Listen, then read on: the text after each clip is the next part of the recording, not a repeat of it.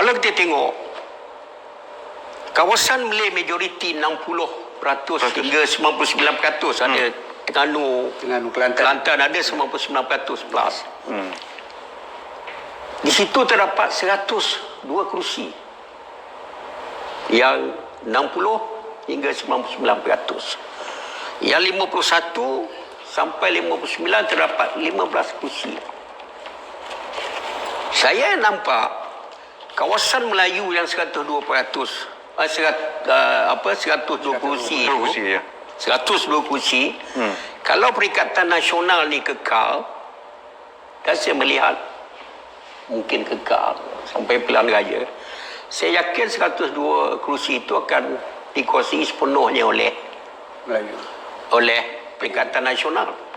Tidakkah? Dan kita lihat yang 51 hingga 59% terdapat 15 kursi, dan kita lihat Presiden UMNO dia menang di kawasan 58% Ya.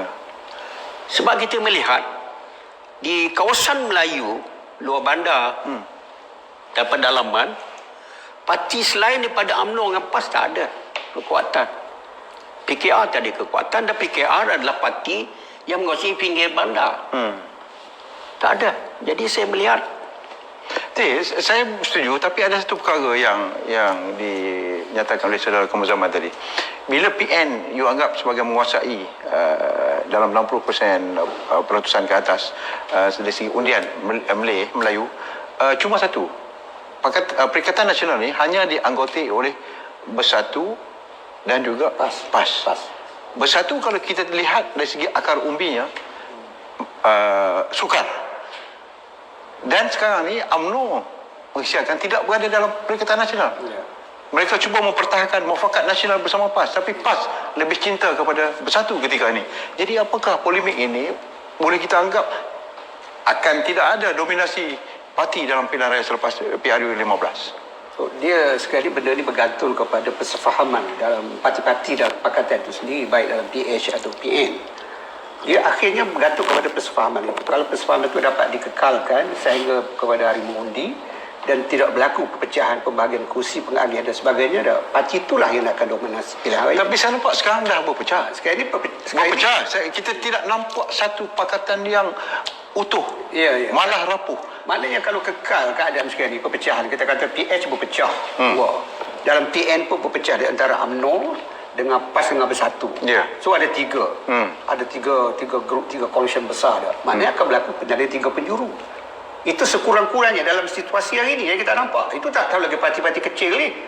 Parti-parti seperti Puteranya, parti seperti Perikatannya Berjasa dan sebagainya ni. Mungkin dia boleh memeriahkan pilihan raya ke-15 ni dengan bertanding macam di Sabah dan Sarawak. Sebelum saya lupa, yang disebut baru ni tentang 130 bahagian UMNO menolak kerjasama dengan Bersatu. Baru keluar. Itu keluar dari mana? Sumber macam-macam. Sehingga Anwar pun claim satu waktu pada 23 bulan September dia kata ada 130. Dan kalau campur Sarawak ada 198. Jadi ini sumber dari mana? Jadi kalau sumber terkeluar daripada lubang kubur, dari kubur, jadi kan, jadi ada suara-suara hantu. Jadi bagi saya melihat beginilah.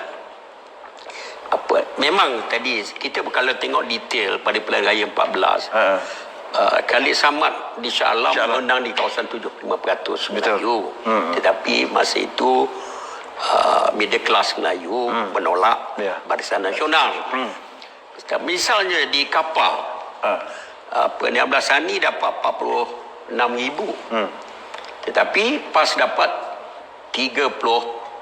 Abdullah Sani dapat 47,000. PAS dapat 31,000, UMNO dapat 26,000. Kalau dicampur, PN menang. Kalahlah dia. Itu kawasan Melayu. Jadi pantai Melayu 62 tapi menang PKR. Itu masa itu kerana berlaku 3 penjuru. Jadi bagi saya tidak nampak bahawa perbezaan-perbezaan pendapat.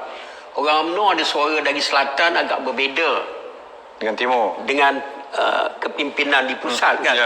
Tapi itu pandangan yang saya rasa tidak boleh mempengaruhi sehingga memecahkan Perikatan Nasional. Itu bukan dalam sama UMNO, di antara parti itu sendiri.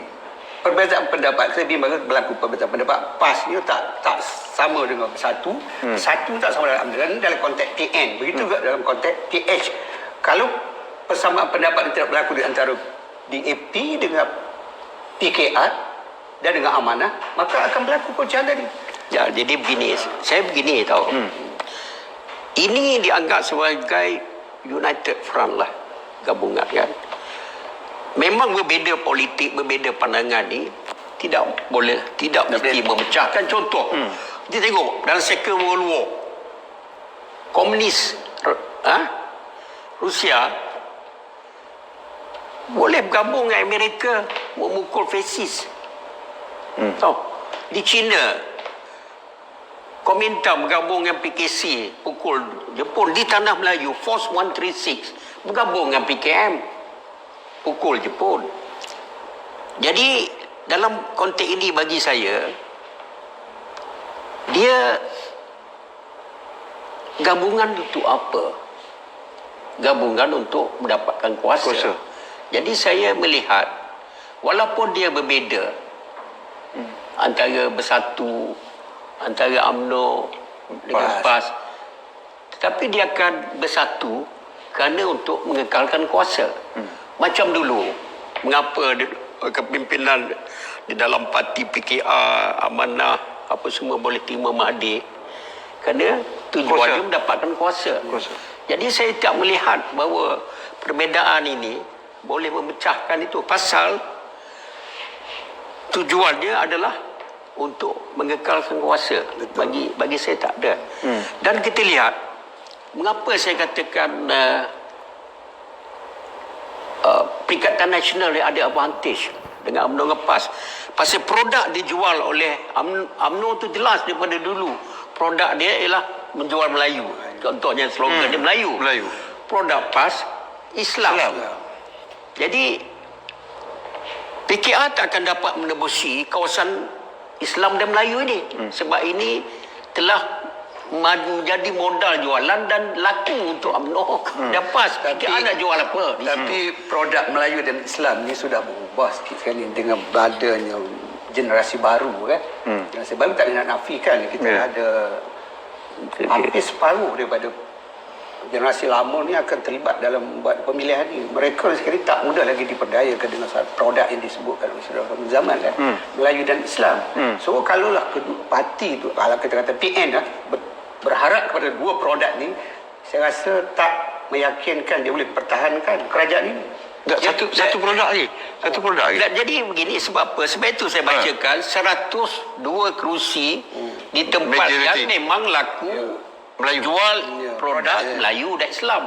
Memanglah di pinggir bandar, itu adalah kawasan yang menjadi pusat kepada PKR. Tapi dan tengah bandar adalah DAP punya daripada dulu. Pokok pakalnya juga nanti bergantung sejauh mana persefahaman di antara Melayu UMNO dan Melayu PAS.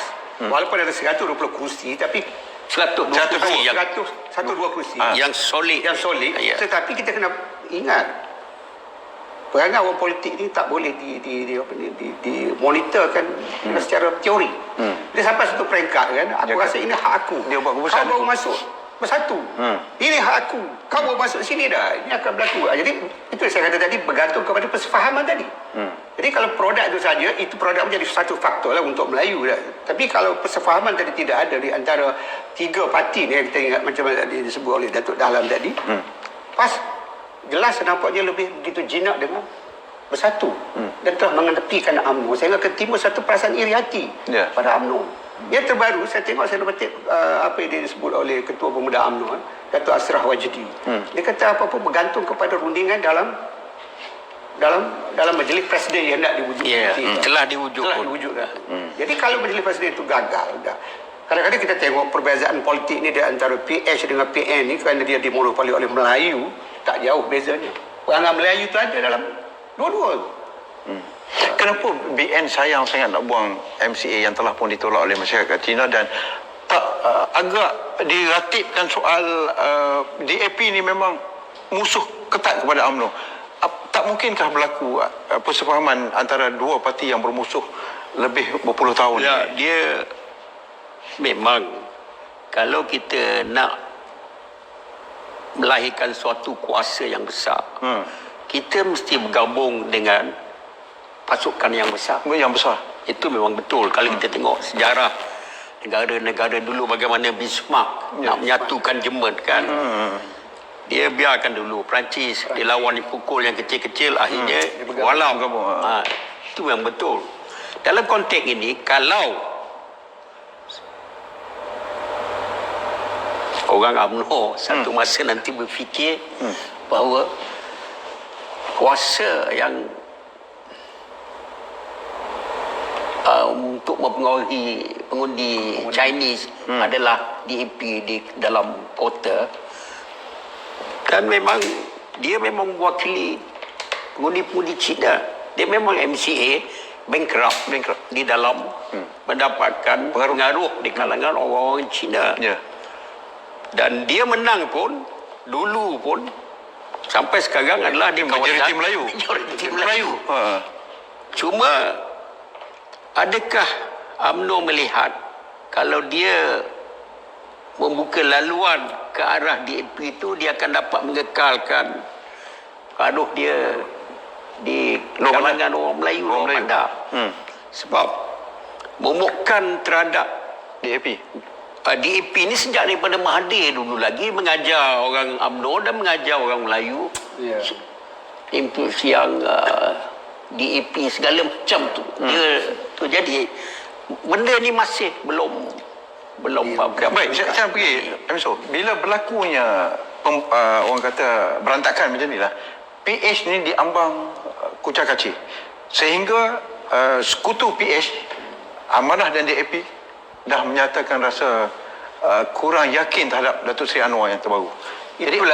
Itulah kita melihat ini satu, bagi orang PH lah, satu kedukaan juga apabila melihat aksi-aksi yang ditunjukkan oleh pemain-pemain ini dalam PH sendiri dengan kenyataan terbaru dibuat oleh Presiden Amanah Muhammad Sabu bersama dengan Cik Osman Agong Lingguan dah seolah-olah nak mewujudkan satu coalition baru dan merupakan PH sendiri.